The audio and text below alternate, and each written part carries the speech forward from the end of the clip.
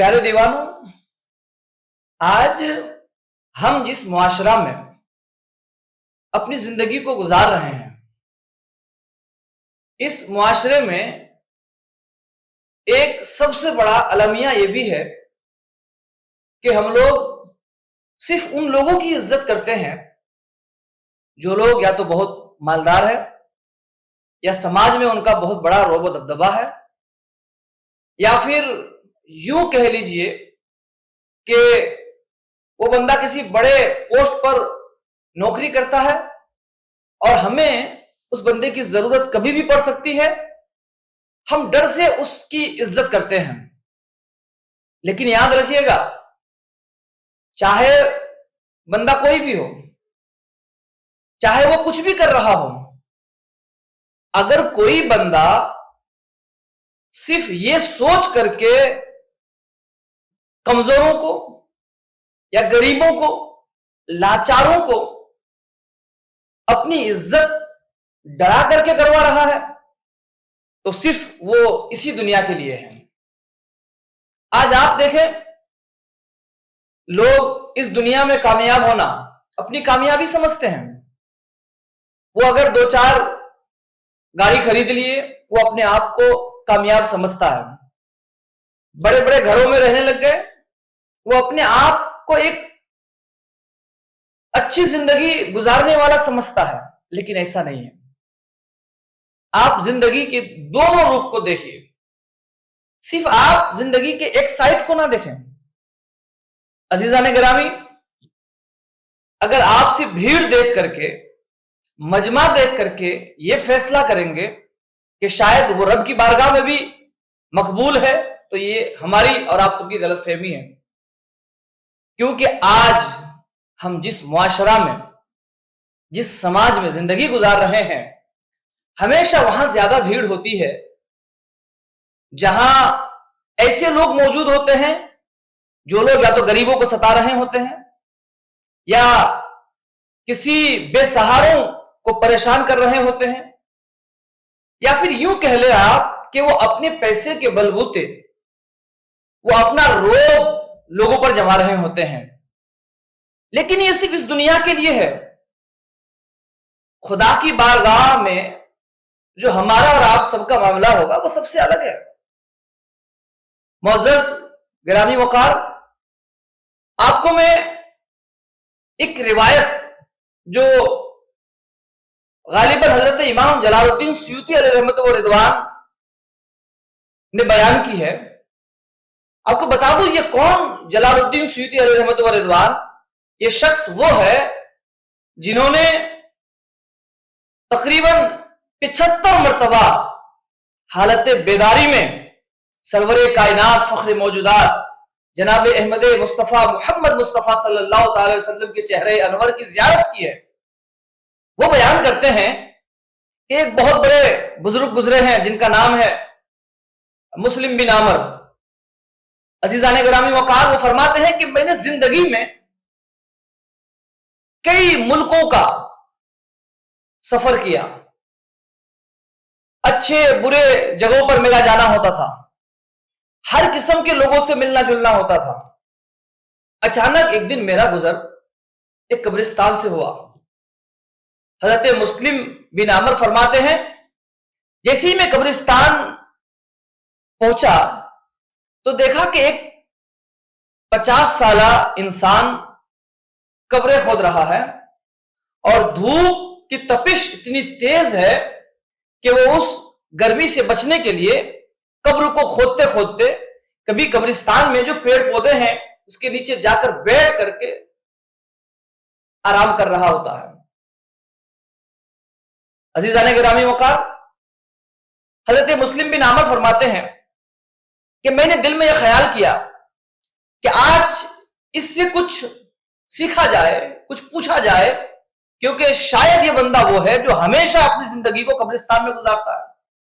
फरमाते मैं उसके करीब गया। जैसे ही करीब गया तो जाकर के बैठा। बैठने के बाद देखा, आप कौन हो? वो शख्स जवाब देता है कि मैं गौरकुन हूं, यानी मेरा काम यह है कि मैं इस कब्रिस्तान में रह करके लोगों की कब्रें खोदता हूं और लोग مجھے اس کے بدلے کچھ پیسے دے دیتے ہیں۔ حضرت مسلم بن عمر کہنے لگے کہ یہ کام آپ کب سے کر رہے ہو؟ کہنے کہ بچپن سے میرا کام یہی ہے، کیونکہ میرے آبا و اجداد بھی یہی کرتے تھے اور میں بچپن سے یہی کرتا آ رہا ہوں۔ اب دیکھیے نا، میری زندگی تقریباً 50 سالہ ہو گئی۔ عزیزان گرامی وقار، حضرت مسلم بن عمر فرماتے ہیں میں نے ان سے پوچھا کہ آپ نے پوری زندگی قبرستان میں لوگوں کی قبریں کھودنے میں لگا دی، کیا آپ اس قبرستان میں کوئی ایسی چیز دیکھیں جس چیز کو دیکھنے کی وجہ سے آپ کو بڑی حیرانگی محسوس ہوئی ہوگی، آپ تعجب کیے ہوں گے اس بات پر؟ وہ غور کن کہنے لگے کہ مسلم، جب آپ نے سوال کیا ہے تو آپ کو میں بتاتا ہوں، میں نے اس قبرستان میں ایسے ہزاروں چیزیں دیکھی ہیں جس کو میں بھلا نہیں سکتا، لیکن ان تمام چیزوں میں نے ایک واقعہ ایسا دیکھا ہے جو میری زندگی کا سب سے اہم حصہ ہے۔ عزیزان گرامی وقار، وہ قبر کھودنے والا بندہ حضرت مسلم بن عمر سے کہنے لگے کہ وہ واقعہ یوں ہوا کہ میرا کام صرف قبریں کھودنا ہوتا تھا۔ میں نے ایک دن ایک قبر کھودی، دوسری قبر کھودی اور پھر تیسری قبر بھی کھود ڈالی، اور پھر اس انتظار میں بیٹھا تھا کہ کوئی جنازہ آئے گا اور اس قبر کھودنے کے عوض مجھے اجرت ملے گی۔ عزیزان گرامی، وہ شخص کہہ رہا ہوتا ہے مسلم بن عمر میں قبرستان ہی میں ایک پیڑ کے نیچے دھوپ کی تپش سے بچنے کے لیے ایک کپڑے کو اپنے سر میں ڈال کر آرام کر رہا تھا۔ اچانک میں نے دیکھا کہ دو سفید پوش انسان کی شکل و صورت میں، یا یوں کہے کہ دو خوبصورت انسان سفید لباس میں ملبوس ہو کر کے نورانی چہرے والے قبرستان کے اندر آئے۔ میری آنکھیں یہ دیکھ رہی تھی کہ اس سے پہلے میں نے ان دونوں کو اس دنیا میں نہیں دیکھا تھا، اور میں ایسا محسوس کر رہا تھا کہ یہ ہے تو انسانی لباس میں، ہے تو انسانی شکل و صورت میں، لیکن مجھے ایسا کیوں لگ رہا تھا کہ یہ شاید انسان نہیں ہے۔ وہ شخص آگے کہہ رہے ہیں مسلم بن عمر، وہ دونوں شخص قبرستان آئے اور جو قبر سب سے پہلی تھی اس قبر کے دو سائیڈ میں دونوں کھڑے ہو گئے، ایک دوسرے سے کہہ رہا ہے لکھو، دوسرا فرشتہ کہہ رہا ہے کہ کیا لکھوں؟ وہ فرشتہ جواب دیتا ہے لکھو کہ اس قبر کو 12 میل چوڑی اور 12 میل لمبی کر دی جائے۔ پھر آگے وہ شخص کہہ رہے ہوتے ہیں کہ وہ لوگ دوسری قبر کے پاس پہنچے، وہی طریقہ تھا ان کا، دونوں قبر کے دو طرف کھڑے ہو گئے، کھڑے ہو کر کے پھر ایک فرشتہ دوسرے سے کہہ رہے ہیں کہ لکھو۔ وہ فرشتہ کہہ رہا ہے کیا لکھوں؟ کہ اس قبر کو جہاں تک نگاہ جائے وہاں تک چوڑی کر دی جائے۔ عزیزان گرامی وقار، راوی بیان کرتے ہیں کہ وہ شخص حضرت مسلم بن عمر سے پھر کہہ رہے ہوتے ہیں کہ وہ تیسری قبر کے پاس پہنچے، اور پہنچ کر کے ان کا طریقہ وہی تھا، دو طرف دو کھڑے ہو گئے، کھڑے ہو کر کے کہہ رہے لکھو۔ اب وہ فرشتہ جو کہہ رہا ہے کہ کیا لکھوں، تو جس نے یہ حکم دیا تھا کہ لکھو، وہ اپنے انگلیوں کے اشارے یوں بتا رہا ہے کہ شہادت اور انگوٹھے کی جو انگلی ہے یہ دونوں کے بیچ کا حصہ لکھ دو۔ آپ اندازہ کریں، یہ شہادت کی انگلی ہے اور یہ انگوٹھا ہے، فرشتہ یا وہ شخص یہ حکم کر رہا ہے کہ بس اس دونوں انگلیوں کے بیچ کا حصہ لکھ دو۔ عزیزان گرامی وقار، فرماتے ہیں جب یہ تینوں قبر کے تعلق سے لکھے تو وہ دونوں اچانک غائب ہو گئے۔ کہاں سے آئے تھے اور کہاں چلے گئے اس کا علم مجھے نہیں ہے۔ عزیزان گرامی، وہ قبر کھودنے والا حضرت مسلم بن عامر سے کہہ رہے ہوتے ہیں کہ مسلم جب وہ دونوں اس قبرستان میں آئے اور میں یہ نظارہ اپنی آنکھوں سے دیکھا اور اپنی کانوں سے ان کے جملوں کو سنا تو میں یہ فیصلہ کیا کہ یہ قبر کے حالات بیان کر رہے ہیں۔ اب مجھے انتظار یہ تھا کہ میں دیکھوں کہ ان قبروں میں کون کہاں سے کیسے آ رہا ہے۔ اچانک کچھ لوگ ایک جنازہ لے کر کے قبرستان کے دروازے پر آئے۔ وہ جنازہ ایسا تھا کہ اس میں چند لوگ تھے، مشکل سے 10-15 لوگ رہے ہوں گے۔ 4 لوگ کندھا دیے ہوئے ہیں جنازے کو، 10-15 لوگ قبرستان کے دروازے سے قبرستان میں داخل ہوئے۔ جیسے اندر آئے جنازے کو رکھا گیا، وہ شخص کہہ رہا ہے کہ یہ جنازہ کس کا ہے، کیونکہ اب پہلی بار یہ جنازہ لے کر کے آیا تو جو قبر پہلے ہے یہ ان کے لیے ہے، اس قبرستان کا یہ طریقہ رہا ہوگا۔ عزیزان گرامی، وہ لوگ جواب دے رہے ہیں کہ ایک ایسے شخص کا جنازہ ہے جو ہمارے اس شہر میں سب سے بڑا غریب تھا، گھر رہا ہی نہیں تھا ان کا کوئی رہنے کے لیے، سر چھپانے کے لیے کوئی چھت نہیں تھی ان کے پاس، یہ بس اپنی زندگی کو گزار رہا تھا۔ یہ اتنا غریب تھا، اتنا غریب تھا کہ آج آپ دیکھیں کہ ان کے جنازے میں لوگ نہیں آئے، ان کے جنازے میں کسی امیر کا چہرہ نظر نہیں آ رہا ہے، اس کے جنازے میں کسی دنیا دار کا چہرہ نظر نہیں آ رہا ہے۔ اس لیے اس کے جنازے کو ہم لوگوں نے پیسے اکٹھے کر کے ان کو کفن دیا اور یہاں تک لے کر کے آئے۔ جب میں نے ان لوگوں کی یہ باتیں سنی تو میں نے کہا کہ مجھے اس کے قبر کھودنے کی اجرت نہیں چاہیے، میں معاف کرتا ہوں اور بطور تحفہ انہیں عطا کرتا ہوں۔ جنازہ پڑھا گیا اور پھر اس قبر میں اس کی تدفین ہوئی جس قبر کے تعلق سے وہ سفید پوش لباس پہننے والے نے یہ اشارہ کیا تھا کہ اس قبر کو 12 میل چوڑی اور 12 میل لمبی کر دی جائے۔ میں اندر ہی اندر خوش تھا، پروردگار یہ تیرا کتنا نیک بندہ ہے، پروردگار یہ بندہ ایسی کون سی عبادت کرتا تھا جن کی وجہ سے آپ نے اس کے قبر کو 12 میل لمبی اور 12 میل چوڑی کر دیا ہے۔ میں اندر ہی اندر خوش تھا۔ تدفین ہو گئی، لوگ اپنے اپنے گھر چلے گئے۔ پھر وہ شخص کہہ رہے ہوتے ہیں اب میں انتظار تھا دوسری قبر کا کہ اس پر کون آ رہا ہے۔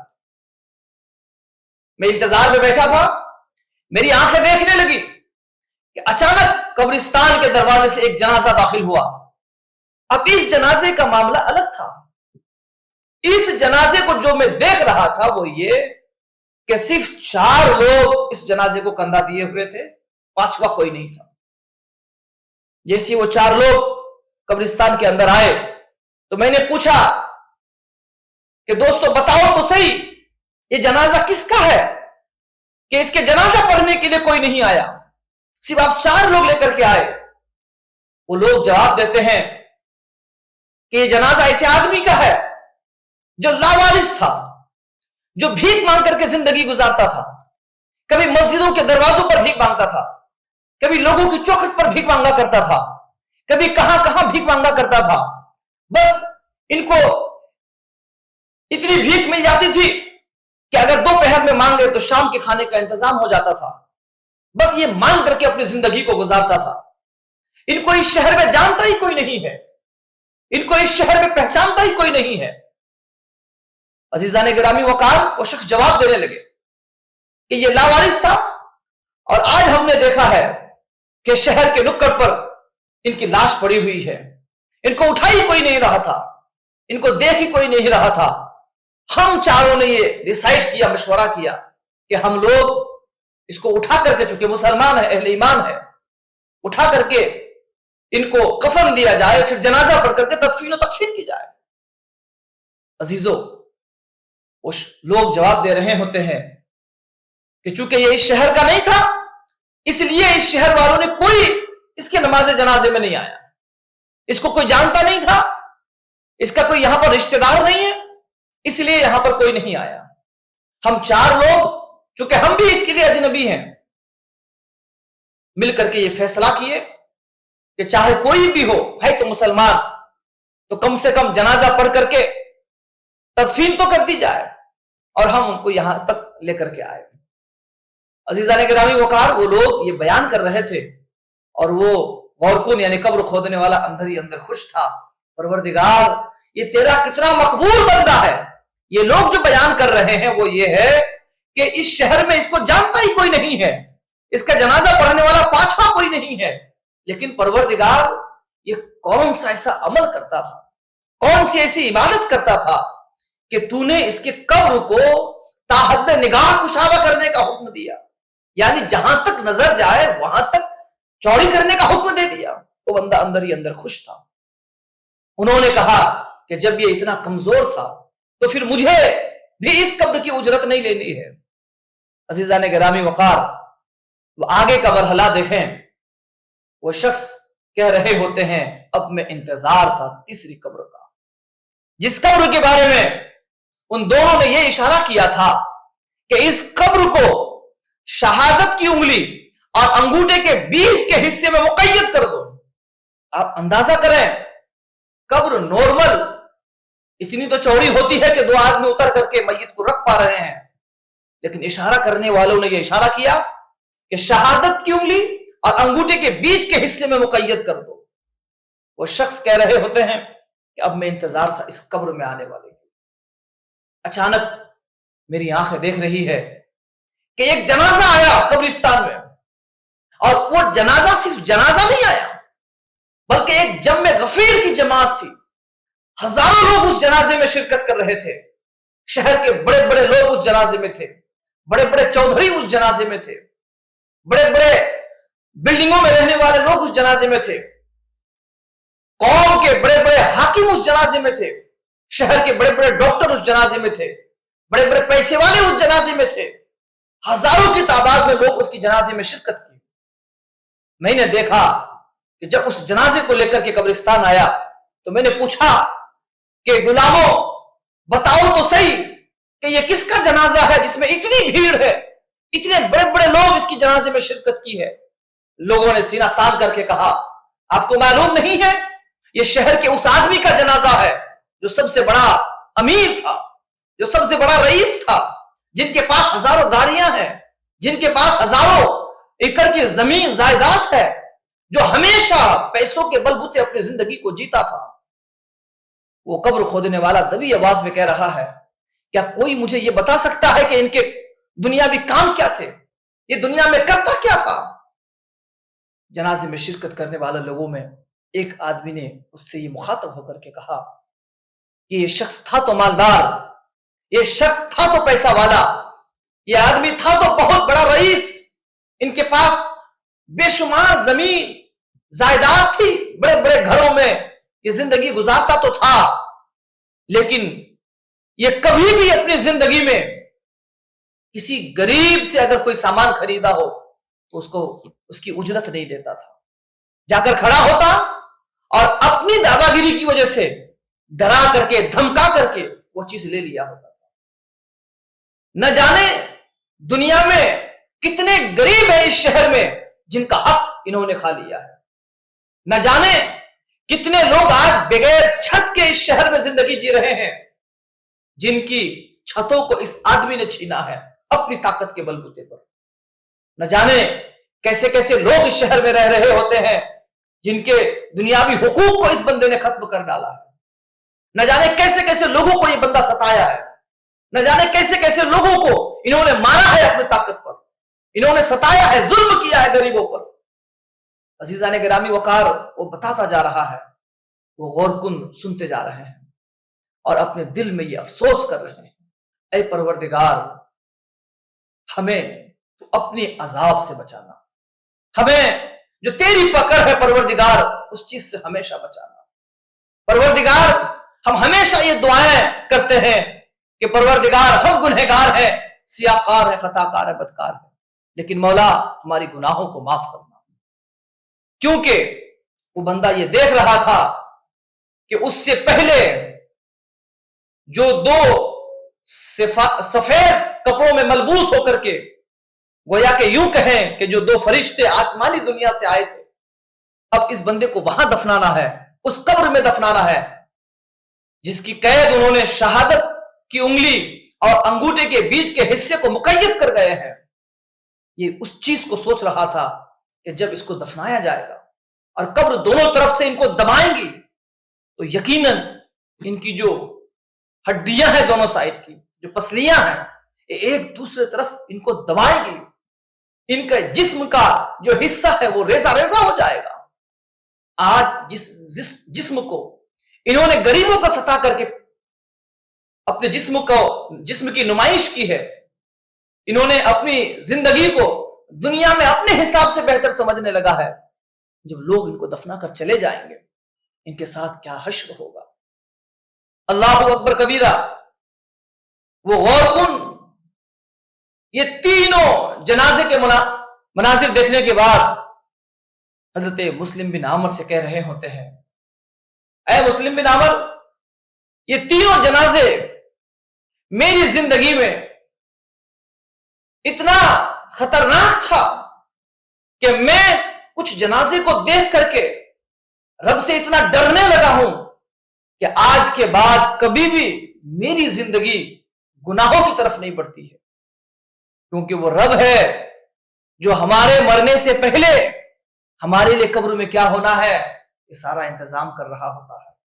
इसलिए अजीजों, आप इस चीज को देख करके ये फैसला ना करना कि किन के साथ ज्यादा लोग हैं, किन के दरबार में ज्यादा लोग खड़े होते हैं। आज हम कुछ दुनिया में कामयाब हो जा रहे होते हैं, पैसा कमा लिए हम गरीबों को कुछ नहीं समझते हैं। हम दुनिया के लोग तो दूर की बात है, अगर हमारे पास ताकत आ जाए तो हम अपने भाइयों के हक को भी खा जाते हैं, हम अपने रिश्तेदारों के हुकूक का भी ख्याल नहीं करते हैं। याद रखिएगा, रब की बारगाह में जात देख करके, आपके दुनिया के कमालात देख करके फैसला नहीं होगा। आप किस खानदान से हो, आपका नसब कौन सा है, आप कितने बड़े घर में रहते हो, आपके पास कितनी गाड़ियां हैं, आप कितने जमीन जायदाद के मालिक हो, यह देख करके रब की बारगाह में फैसला नहीं किया जाएगा, बल्कि रब की बारगाह में जो फैसला होगा वो अमल को देख करके किया जाएगा।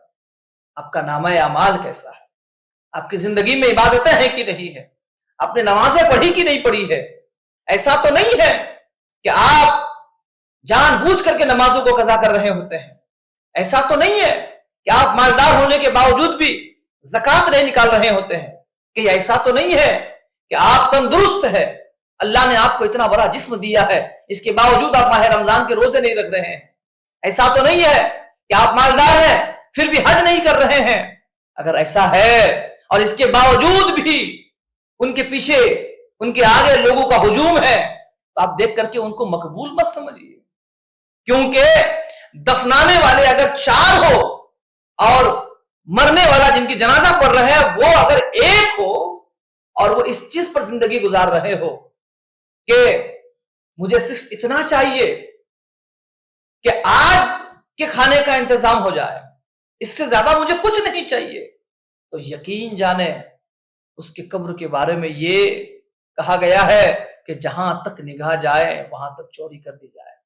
इसलिए अजीजों, मेरे प्यारे दोस्तों, ये दुनियावी जिंदगी फानी है, ये जितनी सारी चीजें हैं सब फना हो जाएंगे। आपसे गुजारिश है कि आप अपनी जिंदगी को एक बेहतर जिंदगी बनाएं।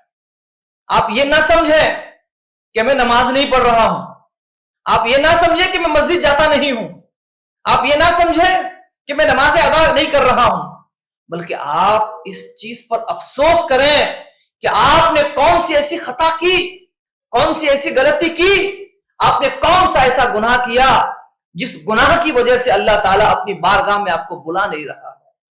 जब आप खुद सोचेंगे तो मुझे यकीन है कि आपकी जिंदगी एक बेहतर जिंदगी बन जाएगी।